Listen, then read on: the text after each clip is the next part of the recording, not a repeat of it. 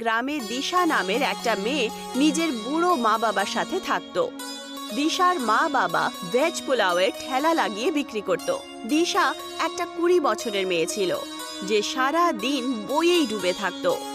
একদিন তার মা অনিতা দিশাকে বলে ওঠে, তুই সারা দিন বইয়েই ডুবে থাকিস, একটু আধটু মায়ের কাজে সাহায্য করে দে, বিয়ের পরে এটা তোর কাজেই আসবে। কি সব কথা বলছো মা? বাড়ির সমস্ত কাজকর্ম করতে তো জানি, আর আমি তোমার কাছে রান্নাও তো শিখেছি। দিদা তো আমার হাতের খাবারের খুব প্রশংসা করত। আমি তোকে ভালো করে চিনি, কিন্তু সারা দিন বইয়ে ডুবে থেকে কি বা পাবি? আজ পর্যন্ত পড়াশোনা করে স্ত্রীরা কিছু পেয়েছে? অবশেষে তো তাকে বিয়ে করে রান্না বান্নাই করতে হয়। এরকম নয় মা, যদি আমি সারা দিন বইয়েই ডুবে থাকি তার পেছনেও কারণ রয়েছে। বই আমাদেরকে অনেক কিছু শেখায় মা, আর জীবনে কিছু বড় করতে চাই আমি। দিশার কথা শুনে অনিতা দিশাকে কিছু বলতেই যাচ্ছিল, তক্ষুনি ওখানে দিশার বাবা চলে আসে। আরে আমার মেয়ে দীক্ষা একদম ঠিক কথাই বলছে। অনিতা, ও পড়াশোনা করুক না। আমি তো এটাই বলতে চাইছিলাম গো, যে দিশাকে পড়াশোনা করিয়ে চাকরি করাবো নাকি? অবশেষে তো বিয়েই করাবো না। এরকম করে ভাবতে নেই অনিতা। যদি দীক্ষা ভালো করে শিক্ষাটা লাভ করে, তাহলে ও শিক্ষা দিয়ে অনেক লাভ পাবে, তাই না? ও নিজের স্বামীর ওপরে বোঝ হবে না। আর এমনি আজকালকার দিনে মেয়েরা কি পুরুষদের থেকে পেছনে রয়েছে? আরে পুরুষের পায়ে পা মিলিয়ে চলছে তারা। বাবা, আমার স্কুলে 2 দিনের জন্য জঙ্গলে ট্যুরে যাচ্ছে, আমি যেতে পারি? কিন্তু ম্যাম 500 টাকা চেয়েছে। মা, আমি তোমায় কখনো বারণ করতাম না, কিন্তু তুমি তো জানোই যে আজকালকার দিনে ব্যবসা কত খারাপ হচ্ছে। আমি তোমার স্কুলের ফিসটাও কত কষ্ট করে দিতে পারি। ট্যুরে যাওয়ার জন্য যে স্কুলের সংস্থা তোমার কাছ থেকে কিছু পয়সাও তো চেয়েছে, তাই না? যেটা এই সময় আমার কাছে নেই মা। তোমার মুখটা দেখে বুঝতে পারছি তোমার খুব দুঃখ লেগেছে, তাই না? তোমার মুখটা দেখে সত্যি আমার খুব কষ্ট হচ্ছে মা। তুমি চিন্তা করো না মা, কালকে আমি কারুর কাছ থেকে পয়সা চেয়ে নিয়ে এসে তোমাকে দিয়ে দেব। বাবার কথা শুনে দিশা খুশির চোটে পাগল হয়ে যায়। এটা কি গো, এখন মেয়ের জন্য পয়সা উধার নেবে? আরে কোনো ব্যাপার না, মেয়েটা পড়াশোনা করতে পারলে তো ও আগামী দিনে অনেক বড় হবে, আমাদের পাশে থাকবে। কিন্তু পরশু আমাদেরকে বাড়ির ভাড়া দিতে হবে যে। পরের দিন রমন আবার নিজের ঠেলা নিয়ে বাস স্ট্যান্ডের কাছে চলে যায়, আর ও এটাই ভাবতে শুরু করে যে সে টাকা কার থেকে উধার চাইবে। তক্ষুনি সে দূর থেকে গ্রামের প্রধানকে আসতে দেখে, যিনি তার কাছেই আসছিলেন। নমস্কার নমস্কার প্রধান মশাই। আরে আরে নমস্কার নমস্কার নমস্কার। তা বলো, কেমন আছো তুমি? তো ব্যবসা কেমন চলছে তোমার? বাজারের অবস্থা খুবই খারাপ প্রধান মশাই। আগে পোলাও বিকেলের মধ্যে বিক্রি হতো, কিন্তু এখন তো কখনো কখনো যেমনকার পোলাও সেরকমই পড়ে থাকে, তাই না? খুবই সমস্যা আমার। আরে আরে রমন, আজকাল হলো চাইনিজ ফুডের যুগ। এখানে নানা রকমের খাবার তৈরি হচ্ছে, আর তুমি মানে এর মধ্যে তোমার এই দেশি পোলাও আর কে খাবে বলো তো? গ্রামের দশা এখন আর আগের মতন নেই ভাই। গ্রামের লোকজনও তো আগের থেকে পাল্টে গেছে। প্রধান মশাই, আমি আপনাকে কিছু বলতে চাই। হ্যাঁ হ্যাঁ হ্যাঁ, বলো বলো, কি কথা বলতে চাও বলো। আমাকে আমাকে কিছু পয়সা ধার দেবেন আপনি? কত পয়সা লাগবে তোমার? ওই আমার 2000 টাকা মতন লাগবে আর কি। আসলে ব্যাপারটা হলো আমার 1500 টাকা বাড়ির ভাড়া দিতে হবে তো, আর 500 টাকা মেয়ের স্কুলে জমা করতে হবে আমার। আরে তো দীক্ষা স্কুলের ফিস এখনো দিতে পারোনি নাকি? না, সে তো আমি কবে দিয়ে দিয়েছি প্রধান মশাই। আসলে ব্যাপারটা হলো যে স্কুলের তরফ থেকে বাচ্চারা সবাই ট্যুরে নিয়ে যাচ্ছে, মানে জঙ্গলে। তাই মেয়েটা যেতে চাই তো, সেই জন্য পয়সাটা চাইছিলাম। স্কুলের লোককে 500 টাকা দিতে হবে আমাকে। আরে তোমার কি হয়েছে বলো তো রমনা? তোমার ব্যবসা একই খারাপ চলছে, আর তার উপর তুমি বাড়ির ভাড়াও তোমাকে দিতে হবে। এর মধ্যে তুমি তোমার মেয়েকে ট্যুরে পাঠাতেই হবে তোমাকে। মেয়েটা গাছপালা খুব ভালোবাসে প্রধান মশাই, আর সারাদিন ও তো শুধু গাছেদের ব্যাপারে বইয়েতে পড়তেই থাকে। আজকে বিকেলের মধ্যে যদি পয়সাটা আমি না দিই, তাহলে মেয়েটার মনে মনে খুব কষ্ট পাবে প্রধান মশাই। প্রধান রমনের কথা শুনে রমনকে খুব ধ্যানপূর্বক দেখে। তক্ষুনি প্রধানের সাথী অভিমন্যু ওখানে পৌঁছে যায়। অভিমন্যু একজন খারাপ স্বভাবের ব্যক্তি ছিল, যে প্রধানের সব সময় কানে কিছু না কিছু বলতো। অভিমন্যু ওদের দুজনের কথা অনেকক্ষণ ধরে শুনল। অভিমন্যু প্রধানের কানে বলল, আরে কি এত চিন্তা করছেন প্রধান মশাই? 1000 টাকারই তো ব্যাপার, তাই না? দিয়ে দিন আপনি। আর এমনিতেই ও ঠেলা গাড়িটা 10,000 টাকা দাম হবে, তাই না? এই সময় ওর ব্যবসা একেবারেই ভালো চলছে না।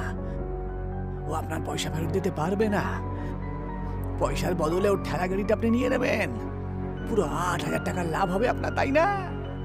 অভিমন্যুর কথা প্রধানের মাথায় বসে যায়।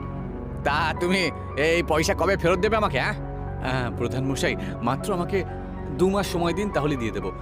তার আগে আমি কত পয়সা আপনার কাছ থেকে নিয়েছি, তাই না? কিন্তু সব সময় পয়সা তো ফেরত দিয়েছি। আরে সেই সময়ের ব্যাপারটা একেবারেই আলাদা ছিল, কিন্তু এই সময়ের ব্যাপারটা একেবারেই আলাদা। আমি ঠিক বুঝলাম না প্রধান মশাই। আরে দেখো রমন, আজকালকার ব্যবসা তো সবারই খারাপ চলছে, তাই না? আমারও ব্যবসা খুবই খারাপ চলছে, তো সেই জন্য পয়সা আমার তাড়াতাড়ি লাগবে। আর একটা 2 নম্বর কথা, পয়সা তো দিয়ে দেবো, কিন্তু কিছু জিনিস তোমাকে বন্ধক রাখতে হবে আমার কাছে। প্রধানের কথা শুনে রমন খুব অবাক হয়ে যায়। রমন জানতো যে প্রধান ভেতর থেকে তো ভালো স্বভাবের লোক। রমন বুঝতে পারল যে কিছুক্ষণ আগেই প্রধানের কানে অভিমন্যু কিছু না কিছু বলেছে, কিন্তু রমন খুব বাধ্য ছিল, কারণ প্রধান ছাড়া গ্রামে আর কেউ ছিল না যে 2000 টাকা রমনকে দিতে পারে। আমার কাছে আর কি আছে বলুন তো প্রধান মশাই? বন্দুক রাখার জন্য তো শুধুমাত্র একটা ভাড়ার বাড়ি রয়েছে। আর কিন্তু আপনি কি আমার কথায় বিশ্বাস করছেন না? আরে ভরসা করার যুগ এখন চলে গেছে। তোমার এই ঠেলা গাড়ি তুমি রেখে দাও না। তোমার 1 মাসের মধ্যে যদি পয়সা আমাকে না দিতে পারো, তাহলে আমি তোমার এই ঠেলা গাড়িটা কবজা করে নেবো। হ্যাঁ, আর সেই নিয়ে কিন্তু তুমি কোনো কথা বলতে পারবে না। রমন গভীর চিন্তায় ডুবে যায় আর বলে, ঠিক আছে প্রধান মশাই, যেমনটা আপনি বলবেন। প্রধান হাসতে হাসতে ওখান থেকে চলে যান। বিকেলবেলা রমন 500 টাকা নিজের মেয়েকে দিয়ে দেয়। দিশা খুশির চোটে বাইরে চলে যায়, আর রমন সমস্ত কথা নিজের স্ত্রী অনিতাকে বলে দেয়। এটা কি করেছো তুমি? তুমি তো ভালো করে জানো যে ওরা ভালো স্বভাবের লোক নয়। প্রধান ভালো স্বভাবের আর দয়ালু ব্যক্তি। নিশ্চয়ই অভিমন্যু তোমার ঠেলার ওপরে লোভ দেখিয়েছে। প্রধান তোমার ঠেলা নিয়ে কি করবে? উনি নিশ্চয়ই তোমার ঠেলাটা অভিমন্যুকে দিয়ে দেবে। তোমার কাছে যখন ঠেলাই থাকবে না, তখন তুমি কি করবে? ততদিনে কিছু না কিছু একটা ব্যবস্থা আমি করেই নেব। এমনিতেই বাড়ি ভাড়ার জন্য পয়সা তো আমাদেরকে দিতেই হবে। 1500 টাকা তো আমাকে এমনিতেই চাইতে হতো। পরের দিন দিশা জঙ্গলে ট্যুরে চলে যায়। দিশা জঙ্গলের ঘন গাছগুলোকে মন দিয়ে দেখছিল। তক্ষুনি তার চোখ পড়ে একটা বুড়ি মহিলার ওপর, আর ওই বুড়ি মহিলা কলা পাতার ভেতরে কিছু রান্না করছিল। কলার পাতার মধ্যে থেকে খুব সুগন্ধ আসছিল। দিশা নিজেকে আটকাতেই পারল না, আর ওই বুড়ি মহিলার কাছে চলে যায়। এটা কি মা? এটা কলার পাতার ভেতরে বানানো বিরিয়ানি সোনা। এটা কি করে সম্ভব হতে পারে? একদম সম্ভব হতে পারে সোনা। আমি এই রেসিপিটাকে জানি। তারপর দিশা সেই মহিলার চেহারাটাকে খুব গম্ভীরভাবে দেখে। আপনার চেহারার লাইনগুলোকে দেখে বুঝতে পারছি যে আপনি এই জঙ্গলে থাকেন না, আর এই রেসিপিটাও এই দেশের নয়। তুমি তো খুবই জ্ঞানী ব্যক্তি বাবু। তুমি কি করে বুঝতে পারলে এটা? আমি সারাদিন বই পড়তে থাকি। আমি কিছু নতুন শিখতে চাই। আমি তোমার থেকে খুব প্রভাবিত হয়ে গেছি। কি নাম তোমার? দিশা। দিশা, দিশা, তুমি একদম ঠিক বলেছ। আমি নিজের যুবক অবস্থাতেই অর্ধেক পৃথিবী ঘুরে নিয়েছি। আমার পরিবারের লোকেরা সবাই আমাকে ছেড়ে বিদেশে গিয়ে শিফট হয়েছে। সেই দিনের পর থেকে এই পৃথিবী থেকে আমার মন একেবারে সরে গেছে। এখন আমি জঙ্গলে একা থাকি। আপনি কি আমাকে এই রেসিপিটা শেখাবেন? যদি অন্য কেউ বলতো তাহলে আমি শেখাতাম না, কিন্তু তুমি খুবই জ্ঞানী ব্যক্তি। তোমার চোখের আলো বলছে যে তুমি নিশ্চয়ই এগিয়ে যাবে। আমি তোমাকে নিশ্চয়ই বানানো শেখাবো। বুড়ি মহিলা দিশাকে সমস্ত রেসিপি বলে। বিকেলবেলা দিশা বাড়িতে চলে যায়। সময় এইভাবেই কেটে যায়। রমনের কাজ একেবারে বন্ধ হয়, আর প্রধান অভিমন্যুর সাথে এসে রমনের ঠেলা নিয়ে চলে যায়। রমনের ব্যবসা একেবারে বন্ধ হয়ে যায়। তার ওপর বাড়ির ভাড়াও অনেক বেশি হয়ে গেছিল। কতবার তোমাকে বুঝিয়েছি কিন্তু তুমি বুঝতেই চাও না। কি দরকার ছিল মেয়েটাকে এত বেশি লেখাপড়া করানোর? এখন বলো, মেয়েকে লেখাপড়া করিয়ে কি পেলে? ওর স্কুলে যত টাকা খরচা করেছি তত টাকা যদি জমা করতাম তাহলে আমাদের কাজে আসতো আজ। আরে এতে এতে দীক্ষার কোনো দোষ নেই অনিতা। খুনি ওখানে দিশা এসে যায় আর বলে, বাবা, আমার কাছে একটা উপায় আছে।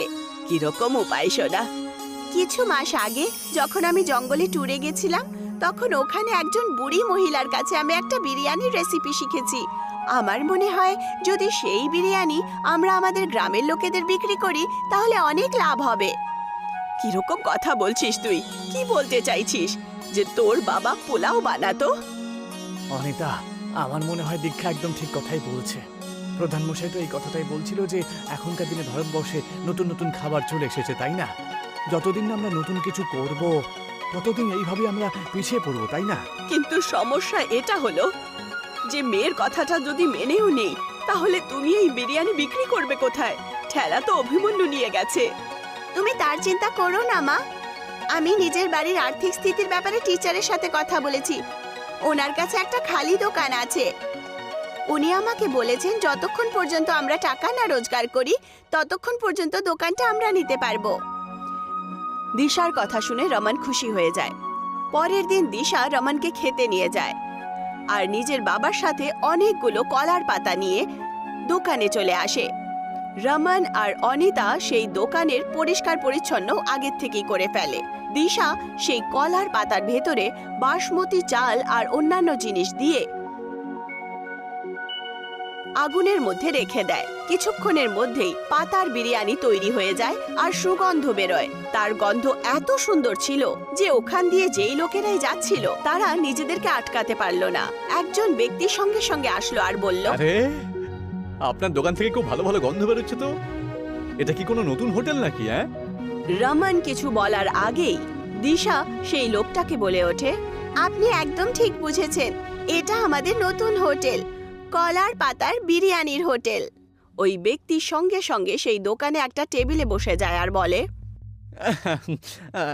আমিও এক প্লেট খেতে চাই অবশ্যই। দিশা তাকে গরম গরম বিরিয়ানি এনে দেয়। ওই ব্যক্তিটা দেখতে দেখতেই বিরিয়ানির 4-5 প্লেট খেয়ে নেয়। দারুণ লাগলো আমার। তা কত হলো? 2000 টাকা। ওই লোকটা হাসি খুশি 2000 টাকা দিশাকে দিয়ে দেয়। ওই লোকটা শহরে থাকতো আর একজন ফেমাস ইউটিউবার ছিল। আরে এই ধরনের খাবার আমি আমার জীবনে প্রথমবার খেয়েছি। আমার তো মনে হয় না ভারতে অন্য কোথাও তৈরি হয়। আপনার যদি কোনো আপত্তি না থাকে আমি কি আপনার একটা ফটো কলার পাতার বিরিয়ানির সাথে সোশ্যাল মিডিয়াতে পোস্ট করতে পারি কি? হ্যাঁ নিশ্চয়ই, এতে তো আমাদের হোটেলেরই লাভ হবে। সেই লোকটা দিশার একটা ছবি কলার পাতার বিরিয়ানির সাথে তুলে নেয় আর ফেসবুকে আপলোড করে দেয় আর ওখান থেকে চলে যায়। রমন 2000 টাকা দেখে খুব খুশি হয়। এত টাকা ও 10 দিনেও রোজগার করতে পারতো না। দেখলে অনিতা, মা পড়াশোনা করে কত লাভ করেছে। একবার ভেবে দেখো, যদি ওকে পড়াশোনা না করাতাম তাহলে আজকে আমাদের কি অবস্থা হতো। তুমি একদম ঠিক বলছো। আমি তো নিজের ভাবনার ওপরে খুব খারাপ পাচ্ছি। কিছুদিনের মধ্যেই দেখতে দেখতে দিশার সেই ফটো সমস্ত ইন্ডিয়ায় ভাইরাল হয়ে যায়। দিশার হোটেল থেকে দূর দূর থেকে কলার পাতার বিরিয়ানি খেতে আসতে শুরু করে। কিছু মাসের মধ্যেই রমন সেই দোকানটা দিশার টিচারের থেকে কিনে নেয়। এখন রমনের একটা অনেক সুন্দর বাংলো ছিল আর সেই গ্রাম, দিশার গ্রাম, দেশ ভরে প্রসিদ্ধ হয়ে ওঠে। কিন্তু এই কথাটা অভিমন্যু সহ্য করতে পারল না। ও প্রধানকে বলে, আরে প্রধান মশাই, ও তো আপনাকে অপমান করলো। আপনার গ্রামের নাম আপনার জন্য না হয়ে বরং দীক্ষার জন্য প্রতিষ্ঠিত হচ্ছে। প্রধান অভিমন্যুকে কিছু বলতো তার আগেই প্রধানের স্ত্রী ক্রোধিত হয়ে ওখানে আসে। এখন তোমার ঘরে আসার কোনো দরকার নেই। আরে এসব তুমি কি বলছো? হ্যাঁ, আরে ও আমার পাশে থাকে সব সময়। তোমার সাথী নয় বরং তোমার শত্রু। আরে দিশাকে তো পুরস্কার দেওয়া উচিত। দিশার কারণে আমাদের গ্রামের নাম কত প্রসিদ্ধ হয়েছে। আমাদের বাচ্চাদেরকে এগিয়ে যাওয়ার প্রেরণা পেয়েছে। এই অভিমন্যু সারা দিন গ্রামবাসীদের বিরুদ্ধে তোমার কানে বলে আর তোমার মাথা খারাপ করে। এর কারণেই তোমার ছবি কত খারাপ হয়েছে তুমি সেটা জানো না। প্রধান নিজের স্ত্রীর কথা বুঝতে পারে।